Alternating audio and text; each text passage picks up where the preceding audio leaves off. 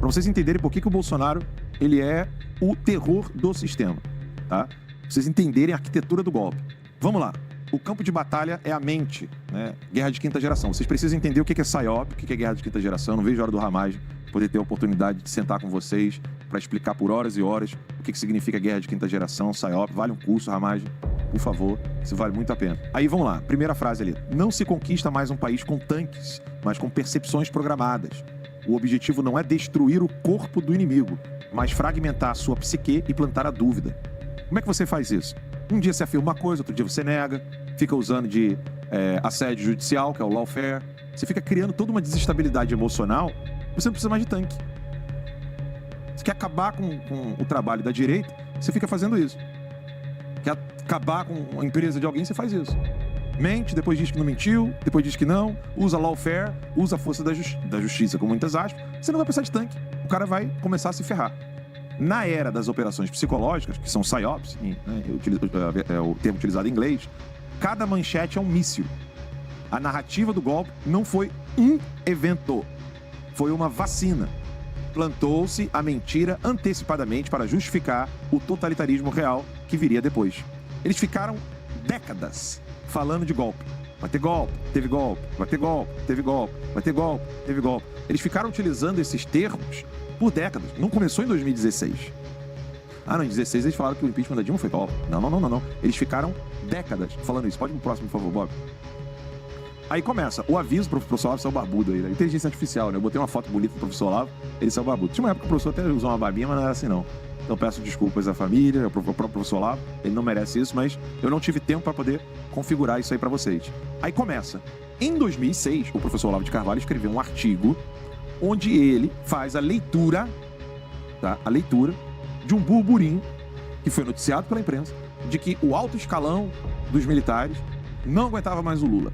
2006. Lembra que eu falei? 2006 o Alckmin tenta ser candidato a presidente. Na verdade ele é candidato a presidente, mas tem o primeiro atentado terrorista no Brasil feito pelo PCC. Aí o professor Olavo está ali avaliando o discurso do que seria atribuído aos militares e depois, posteriormente, eles falam que não, nenhum de nós escreveu isso aqui. O professor Olavo falou, tá bom, vocês não escreveram, a minha crítica ainda é válida pelas ideias dominantes dos militares que permanecem a mesma, ou seja, só pensam em roubo, burocracia, não sei o quê, enquanto isso, narcotráfico, grupo terrorista, falta de soberania nacional, vocês estão cagando para isso, vocês só pensam na questão pecuniária. Então o artigo do professor Olavo continuou o mesmo, ele acabou ratificando tudo que ele havia dito antes, mas com um trecho importantíssimo, que é esse aqui que está sublinhado, com relação ao falso alarme de golpe. Que raio de coisa é isso, se não desinformação alarmista? Preparação dos espíritos para que se encham de hostilidade profilática contra um golpe militar que não está sendo tramado de maneira alguma. O professor Olavo escreveu isso em 2006, tá? Ou seja, a tese é: a esquerda precisava inventar um golpe militar para posar, e ali está com 2 S, está com erro, posar de defensor da democracia. O alerta: o risco golpista foi um pretexto criado para legitimar censura e encarceramento em massa, encarceramento político em massa. E a confirmação de tudo isso. Eu estou mostrando para vocês a tese, o alerta do professor Olavo e a confirmação de tudo isso anos depois. O alinhamento com a ordem multipolar do bloco sino-soviético, Rússia e China, denunciado pelo professor Olavo de Carvalho, que acabou se confirmando explicitamente no BRICS em 2024. Pode passar, por favor. A gênese da inversão, 2005 e 2006. Aí tá ali, tentativa de golpe da elite, escândalo do mensalão, compra de votos, papapá. Aí começou, ano de 2005, o crime, corrupção sistêmica do Congresso, a narrativa, Lula inverte a lógica. O crime de corrupção é realizado como tentativa de golpe. O modus operandi, criaram o problema para vender a solução autoritária. A semente estava plantada. Qualquer ameaça ao PT passa a ser conspiração antidemocrática. Pode passar, por favor. Aí começa a mão invisível do dragão. Beleza. Aí tá ali a dependência econômica, da qual nós já falamos para vocês aqui inúmeras vezes. O Brasil acabou ficando dependente economicamente do bloco Rússia e China. Sobretudo, China, né? Então vamos lá. A abertura de mercados para commodities e investimentos em infraestrutura criaram uma parceria estratégica. Qual era o interesse? A estabilidade política, manutenção de aliados, como aconteceu com a Venezuela, Cuba, etc., tornou-se prioridade para garantir o fluxo de negócios. E a consequência qual foi? A influência econômica acabou abrindo portas para a influência política silenciosa. Qual que é essa influência política silenciosa? A teia institucional, o IREE. O que é o IREE? Lembra do Valfredo Vardi? O IREE era composto por essas pessoas que vocês estão vendo aí agora. Esse Instituto para a Reforma das Relações entre Estado e Empresas foi criado pelo senhor Valfredo Vardi, que é advogado do Boulos, tá bom? Ele que está envolvido nessa... Lembram que era ele que estava no caso do Banco Master e pulou do barco? Ele mesmo era um dos integrantes, no caso é presidente do IREE, junto com Boulos, junto com o general Sérgio Etchegoyen, junto com Raul Jungmann, que faleceu tem pouco tempo, e o general Edson Leal Pujol.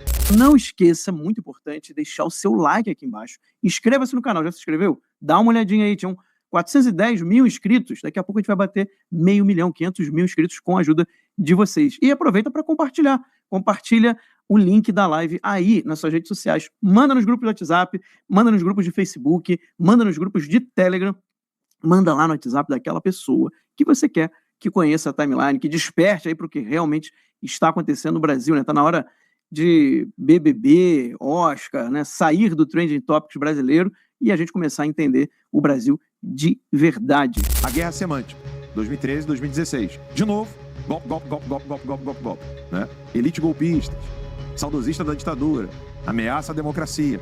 Qual era a narrativa? Milhões de brasileiros foram taxados de golpistas pela máquina de propaganda. A prova fabricada, né, que eles fizeram qual que era? Uso de fotos isoladas de minorias intervencionistas para deslegitimar todo o movimento cívico que foi feito durante o impeachment. A banalização da palavra golpe foi transformada em escudo para proteger políticos corruptos da lei que deveria puni-los. Aí vem o ponto que eu quero que vocês prestem atenção. Quem é que vem, então, após tudo isso, falar de intervenção militar? O pessoal não lembra. Eu lembro, eu tenho uma memória chata. Eu sou chato com a minha memória, rapaz. Se o cara falasse pra mim, eu não quero mais fazer isso, no dia seguinte ele fala que quer fazer, eu falo assim, desculpa, mas eu me lembro bem. Eu tenho uma memória escrota, tá? Não adianta você vir com maluquice, eu sou bom, eu tenho uma boa memória. O Mourão, em 2017, disse, como general da ativa. Na minha visão, né, e aí a minha visão que coincide com os meus companheiros do alto comando do Exército, nós estamos numa situação daquilo que poderíamos lembrar lá da tábua de logaritmo, né? Aproximações sucessivas, né? Até chegar o momento em que ou as instituições solucionam o problema político, né? Com pelação do judiciário, né? Retirando da vida pública esses elementos envolvidos em todos os ilícitos, ou então nós teremos que impor isso. Esse ponto para mim é crucial. Tá? Isso explica muita coisa. Muita coisa. O Olavo explicou isso. Né? E aí começa, né? Ameaça velada. A fala mais explícita de intervenção militar em décadas veio da boca do Mourão. Em décadas. O PT tava ali, mó tempão falando. É golpe, vai ter golpe, é golpe, vai ter golpe. Isso foi golpe, vai ter golpe. Vocês são golpistas. A primeira fala foi a do Mourão. A reação, qual que foi? O general Vilas Boas não puniu o Mourão. Citando o artigo 142. Mourão citou o artigo 142. O efeito, não houve golpe em 2017, mas mas o medo foi instalado. A fala serviu de combustível para a esquerda gritar risco de ditadura e justificar toda uma reação judicial futura. Ninguém puniu. Inclusive, o Raul Jungmann, ele... Quiser voltar, deixa eu ver aqui, volta dois aí, dois slides. Porque o Raul Jungmann era ministro da Defesa do Temer.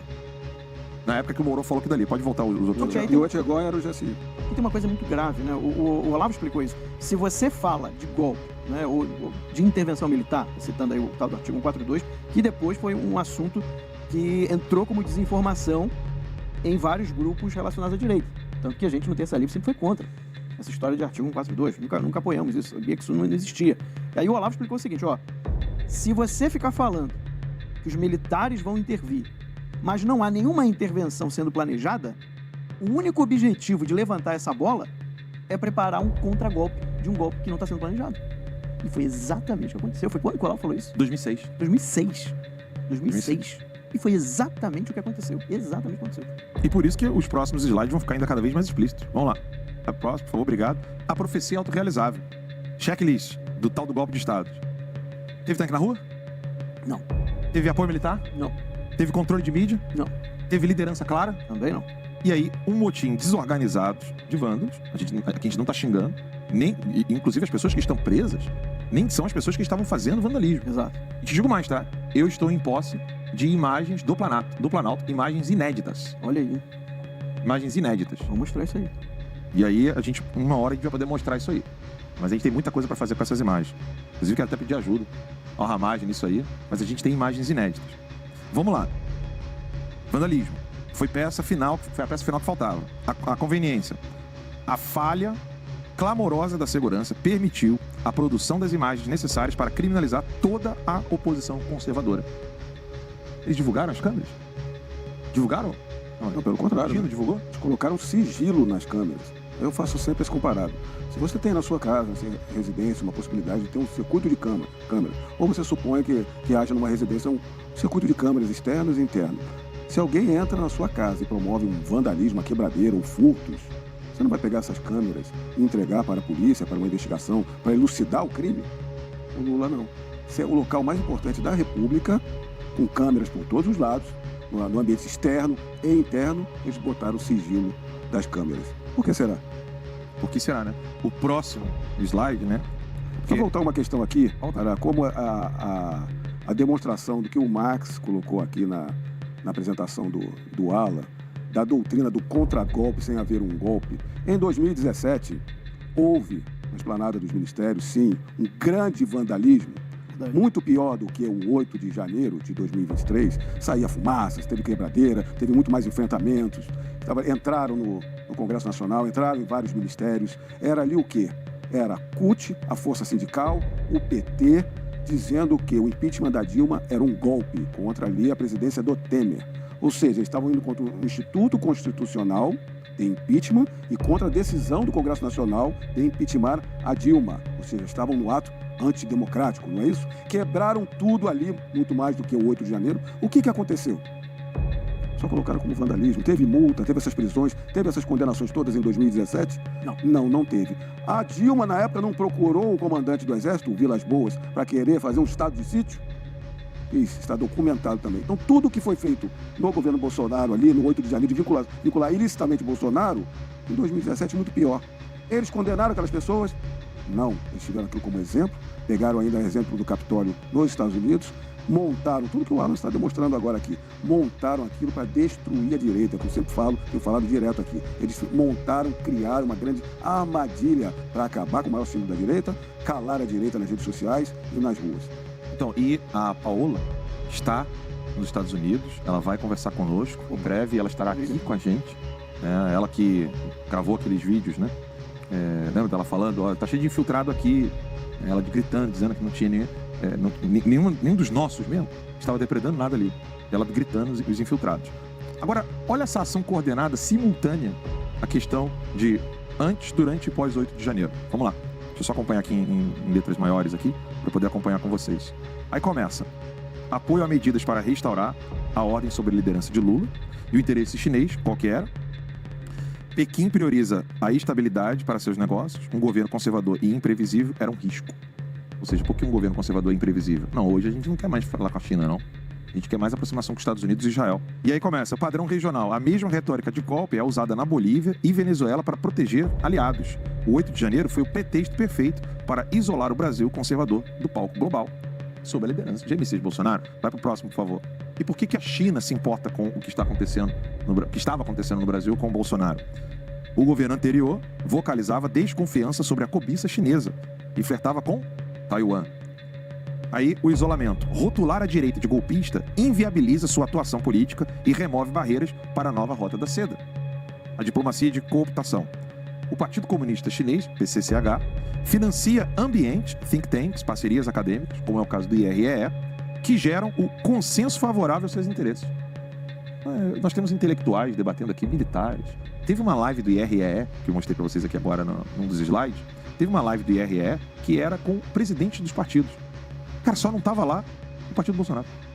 Tava o PSDB, tava, na época ainda era MDB, tava o PSOL, tava o PT, tá todo mundo. Menos o partido do Bolsonaro. Próximo, por favor. Quem ganhou? A pergunta cui bono. Quem saiu beneficiado disso? Os vencedores. O PT. retorno ao poder e vingança institucional. China e Rússia, garantia de um Brasil alinhado à nova ordem multipolar da Rota da Seda.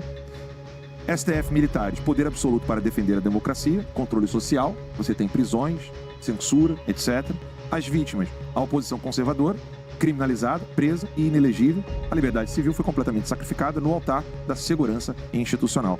Caso encerrado? Está aí a conclusão desse nosso inquérito. A arma retórica, o golpe serviu como espada, ataque à direita, e escudo, proteção do sistema. A realidade, enquanto olhávamos para o golpe nas ruas, o contragolpe institucional acontecia nos gabinetes. O veredito, o 8 de janeiro não foi um golpe, foi um epílogo de um roteiro escrito há décadas. Isso aqui foi feito por nós, aqui na Timeline. Nós utilizamos AI porque realmente nos falta braço. Pode voltar a câmera aqui, turma, obrigado. O Mourão saiu ileso, não tem impeachment do Alexandre de Moraes, nem do Toffoli. O Mourão não trabalha para isso, não quer isso, tá tranquilo, tá na dele. E tudo isso só aconteceu depois que o Mourão foi retirado de vice, porque ele queria ser presidente no lugar do Bolsonaro e servir a todos os interesses de Rússia e China, fazendo com que esse banho-maria de entregar o Brasil para a China fosse completo, sem nenhum rastro da esquerda.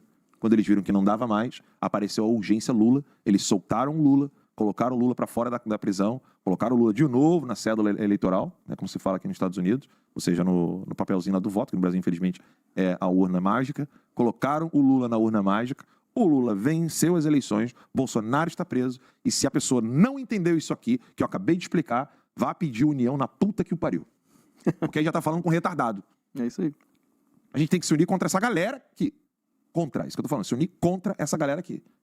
Quem não estiver lutando contra esse pessoal, você pode até desconfiar se não está lutando por eles e não por nós. Como é o caso do Mourão. E o Moro, no Paraná. Vocês estão entendendo o que eu quero dizer? Você em casa?